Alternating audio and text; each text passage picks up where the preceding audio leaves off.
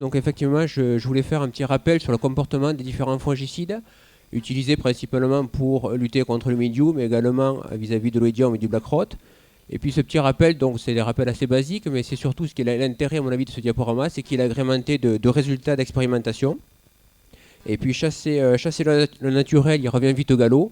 L'idée, c'est aussi de voir l'impact que ça pouvait avoir sur la qualité d'application, donc sur la PUV, qui est davantage mon domaine de compétence. Donc, un petit rappel sur les fongicides, ils se caractérisent par différents types de propriétés. Propriétés de contact, où là on retrouve d'un côté le cuivre et de l'autre côté tous les fongicides de contact.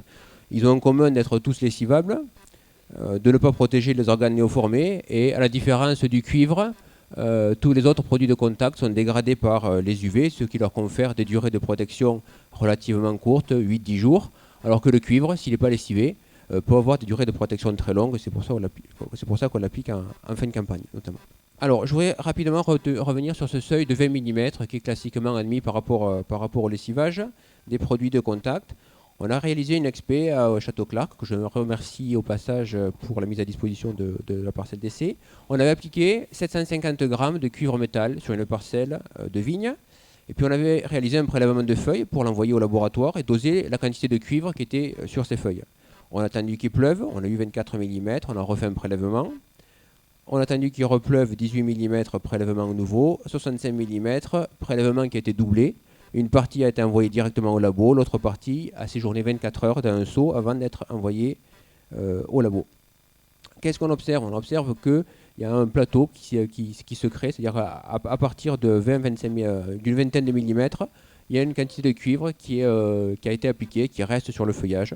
Ça ne veut pas forcément dire qu'elle est disponible pour lutter contre le mildiou. En tout cas, tout le produit n'a pas été lessivé. Et si on va plus loin, même après 100 mm, on s'aperçoit qu'il y a relativement peu de produit qui a été lessivé. Et vous voyez, même après 24 heures de trempage dans de l'eau, il y a encore du produit qui reste accroché. Donc le lessivage des produits de contact, c'est pas au seuil de 20 mm, il n'y a plus rien. Ça ne marche pas tout à fait comme ça. Je reprends une courbe de lessivage du cuivre que mon collègue Molo avait faite sous simulateur de pluie. On part de 0 mm, voilà, et puis avec la quantité de cuivre résiduel, on s'aperçoit que ce sont les premiers millimètres qui sont les plus lessivants par rapport au lessivage des produits de contact. Voilà. Deuxième type de propriété, produit pénétrant, quelques exemples de produits.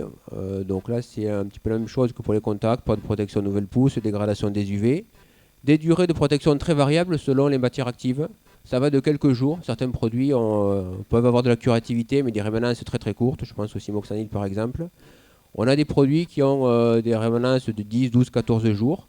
C'est en général ce type de rémanence qu'on peut trouver.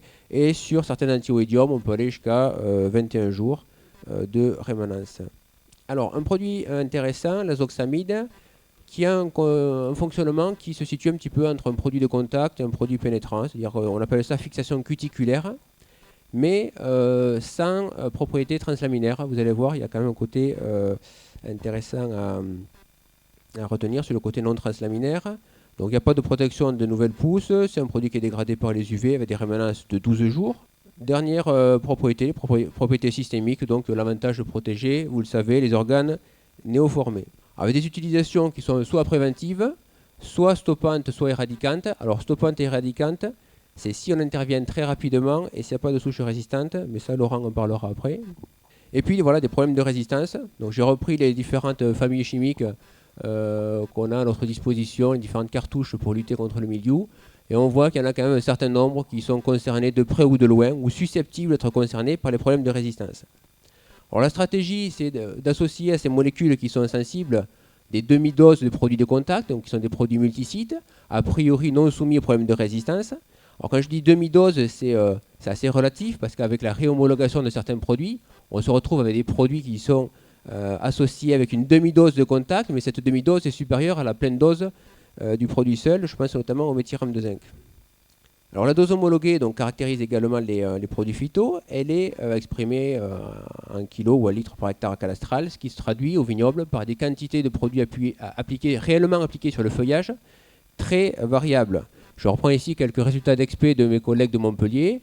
Vous voyez, sur une même dose appliquée par hectare cadastral en pleine végétation ou en début de végétation, on a des quantités qui peuvent être très très variables. Si on se concentre uniquement juste sur la partie pleine végétation, on peut avoir des écarts qui vont du simple au triple en fonction de la performance des pulvées. Un autre moyen de regarder, de comparer les pulvées, c'est ici, vous avez la quantité de produit qui se dépose sur le végétal, la quantité de produit qui se dépose sur le végétal, et si on compare, mettons, le pulvé 1 avec le pulvé 3, on s'aperçoit qu'en moyenne, il dépose à peu près les mêmes quantités sur la vigne. Par contre, il y en a un qui va appliquer quasiment 2 fois plus de produits sur les faces inférieures des feuilles. Alors, retenez bien ça, parce que tout à l'heure, on va voir, c'est intéressant. Alors, on s'est également intéressé pour différents produits à la relation dose de produit, efficacité. Et quand je dis dose de produit, ce n'est pas une dose en kilos par hectare cadastral, c'est dose en microgrammes de produit, d'une matière active, par centimètre carré ou décimètre carré de feuilles à protéger. Alors vous allez me dire comment est-ce qu'on passe de la dose 4 kg hectare, par exemple, de mical, à la dose, qu'est-ce qui va arriver à un microgramme par décimètre carré de feuilles à protéger. Bon, c'est pas compliqué. Si on prend l'exemple d'un cas concret, chez un bio qui va appliquer une bouillie, mettons, à 400 grammes de cuivre métal par hectare, on sait qu'en pleine végétation, un pulvé moyen va appliquer 150 nanogrammes d'une matière active quelconque par décimètre carré de feuilles de vigne chaque fois qu'il va appliquer 1 gramme hectare. Donc après, c'est un produit en croix, hein, si on applique 400 grammes hectare.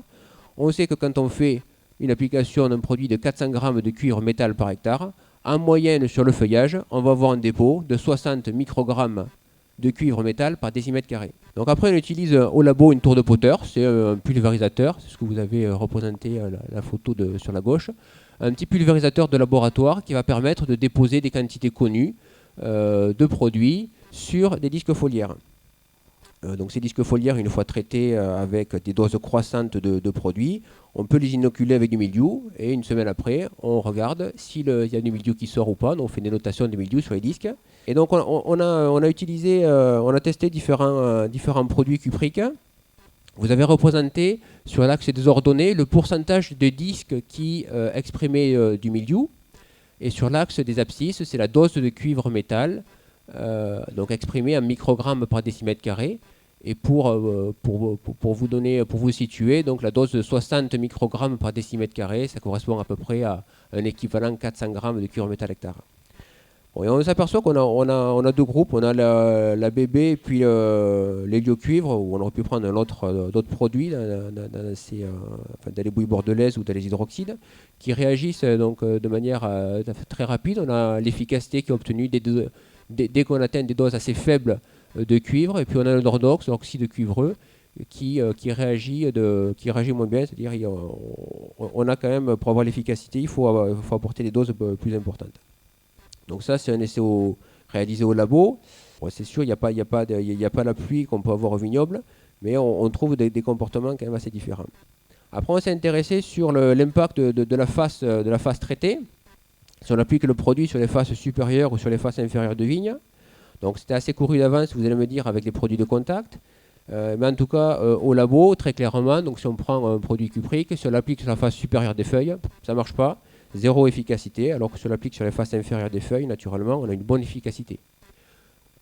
On a fait ça également au vignoble, sur donc des feuilles isolées de vigne, où à l'aide d'un spray, on applique des équivalents de 750 grammes de cuivre métal par hectare. Et on s'aperçoit qu'en contamination artificielle, on a une bien meilleure efficacité lorsqu'on applique les produits de contact sur les faces inférieures de feuilles par rapport aux faces supérieures. On l'a fait également en contamination naturelle, c'est-à-dire lorsqu'on a une pluie qui vient contaminer et éventuellement redistribuer le produit. Et on s'aperçoit, encore une fois, que ce sont les modalités où on applique le produit sur les faces inférieures de feuilles, où on a les meilleurs résultats. Vous le voyez ici, ici. Voilà. Modalité inférieure, modalité supérieure. Alors, le fait d'avoir appliqué du cuivre sur les faces supérieures de feuilles, on a quand même un résultat qui est mieux que le témoin, parce que probablement il y a une redistribution du cuivre lors des pluies. On a testé également des produits non cupriques, selon la même méthode. Alors on ne les a pas tous testés, loin de là, mais on s'aperçoit, donc là les produits qui étaient testés, donc c'était le Roxam Combi, Folpan, Enervem, Polyram et Carial, et on s'aperçoit qu'on a sans vouloir comparer les produits, ce type de réponse, c'est-à-dire que dès l'équivalent de 20-30% de la dose homologuée, on a quasiment 60-70% de l'efficacité qui est là.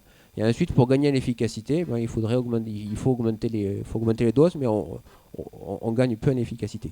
Alors, il y a sûrement des différences de comportement, de marge de sécurité, de comportement entre les produits, mais là, on n'a pas suffisamment de répétitions pour pouvoir aller plus loin. Ce qu'il faut retenir, c'est que les produits sont efficaces du moment où on les applique correctement dès des doses assez faibles.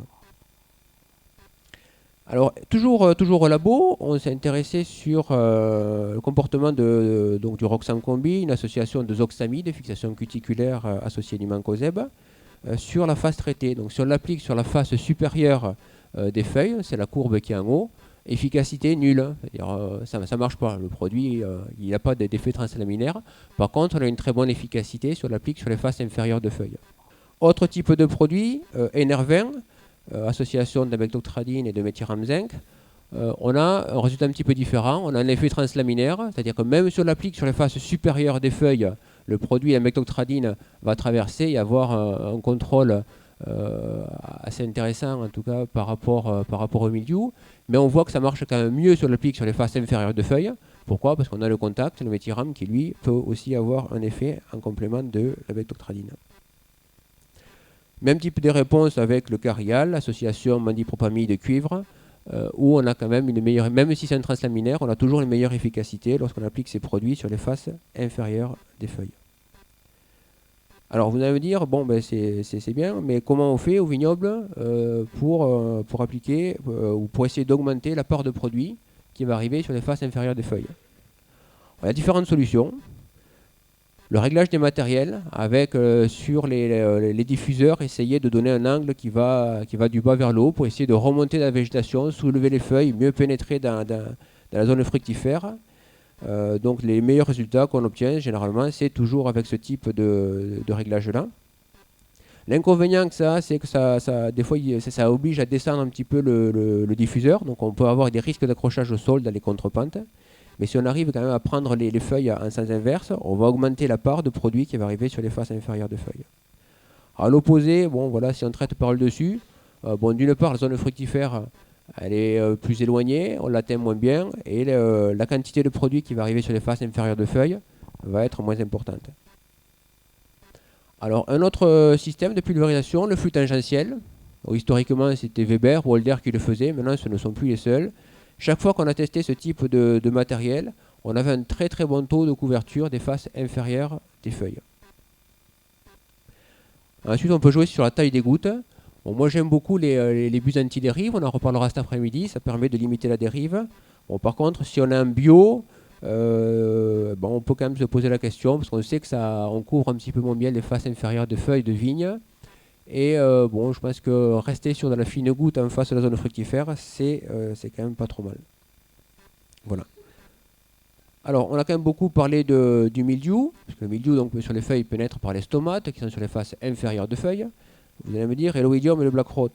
Bon, l'oïdium, a priori, lui, il s'en fout, il peut contaminer sur les faces supérieures ou inférieures des feuilles de vigne, et idem sur le black rot.